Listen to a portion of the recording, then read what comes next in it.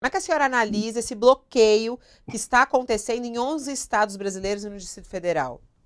E eu queria acrescentar a isso uma questão concreta, que a senhora falou da virtude. Nós temos um presidente, no momento, nesse momento de transição, que não prima pela virtude.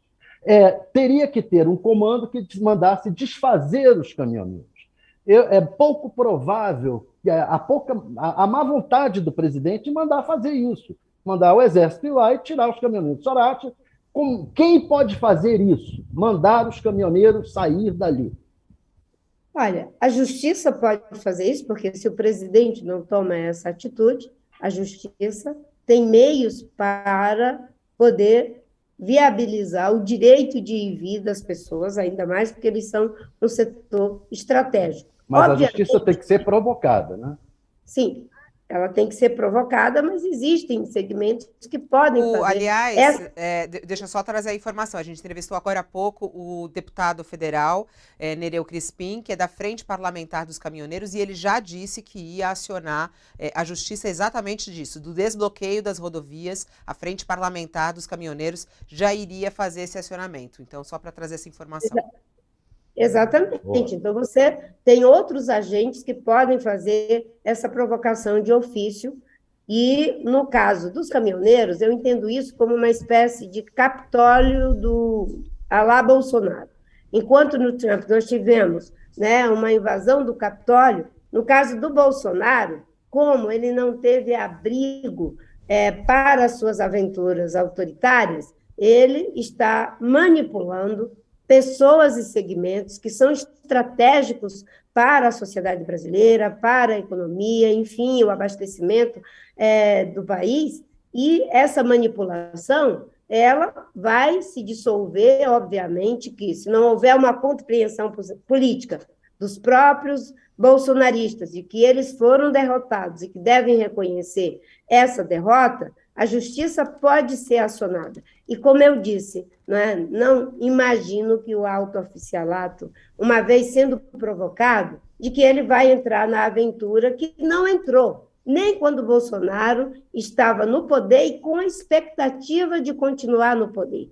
Se estando no poder e com a expectativa de continuar nele, não tivemos o tempo todo esse suporte como ele gostaria, quanto mais agora, que ele vai, em breve, se Deus quiser, o povo brasileiro sair do poder e não tem expectativa de voltar. Aliás, ele mesmo, num ato falho, no último debate, ele já se colocou de novo para deputado federal, porque é isso que ele fez a vida toda, um péssimo deputado federal, mas que já se colocou ali para o lugar onde ele sabe manejar, né, do jeito dele. Não estou dizendo que é o perfil adequado para o Congresso, porque o Congresso precisa de quadros, como tivemos Arthur da Távola, tivemos ali o senador Pedro Simão e tantas outras lideranças que, independente de ser do meu campo político, tinham ali uma postura, enfim. Mas vocês têm razão. Mas eu entendo isso como o Capitólio, alá Bolsonaro, né, usando esses segmentos para tentar, pelo menos, ganhar uma sobrevida no seu discurso golpista. É uma sobrevida mesmo. A senhora falou dele desculpe, Josias. A senhora falou dele se colocar como deputado. A senhora acha que ele vai ficar inelegível diante de tantas acusações contra ele? E se ele pode ser preso também, né, o Thales, porque ele vai perder o foro privilegiado. Essa que é a questão agora. Olha, a quantidade de processos que tem sobre o presidente Bolsonaro, elas são, digamos assim, no mérito, muito graves e uma quantidade muito grande. Mas, obviamente, que quem fica em liberdade ou quem vai ser preso, isso quem decide é a justiça.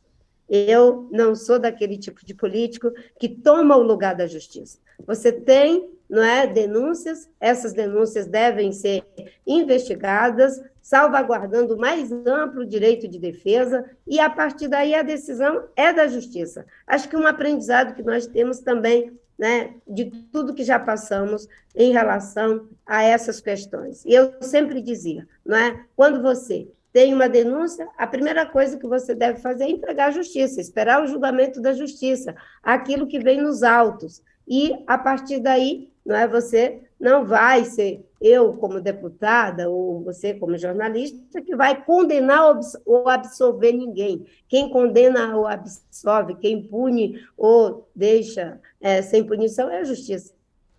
Deputado, eu queria pedir à senhora que fizesse uma reflexão também sobre as igrejas evangélicas. A senhora é evangélica, nessa campanha nós tivemos um forte debate sobre religião.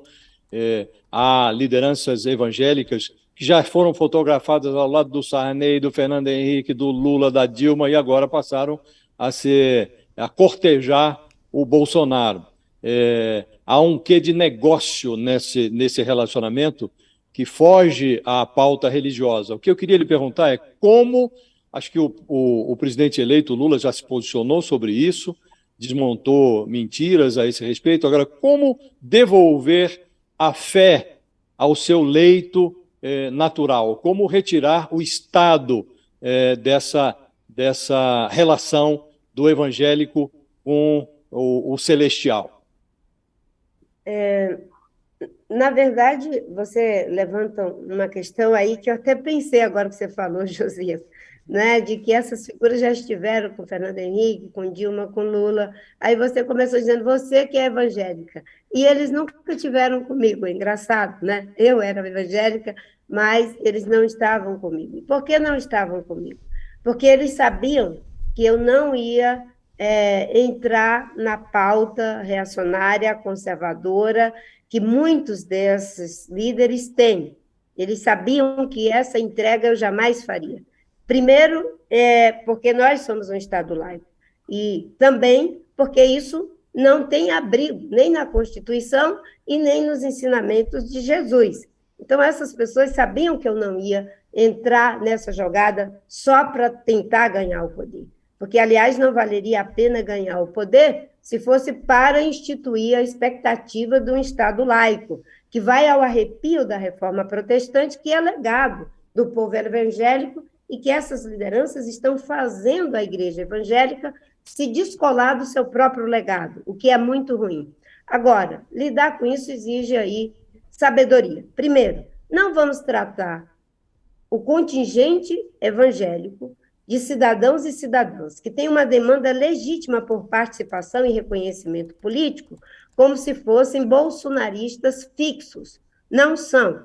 Tem uma parte que vai, com certeza, perceber que esse discurso de ódio, inclusive os episódios que aconteceram na reta final da campanha do Bolsonaro, isso depõe contra a fé cristã, isso depõe contra a igreja.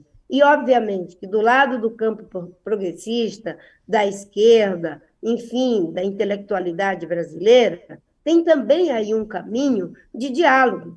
O diálogo é algo que não precisa ser necessariamente para levar a uma concordância. Eu gosto muito de um escritor chamado Jean Ansaldi, que ele diz o seguinte, de que nós temos uma base comum. Qual é a base comum? É o homem, somos todos seres humanos. Em cima dessa base comum, a gente pode conversar para aprofundar, não é, as nossas diferenças, mesmo que isso seja para nos levar a ir mais fundo nas nossas respectivas direções. E, nesse caso, aqueles que não creem têm que ter um olhar, não é, de respeito para com os que creem e os que creem para com aqueles que não creem. E, aliás, os que creem é a diversidade, porque não é só o povo cristão evangélico que estava com Bolsonaro. Existiam os conservadores católicos e de outros segmentos também.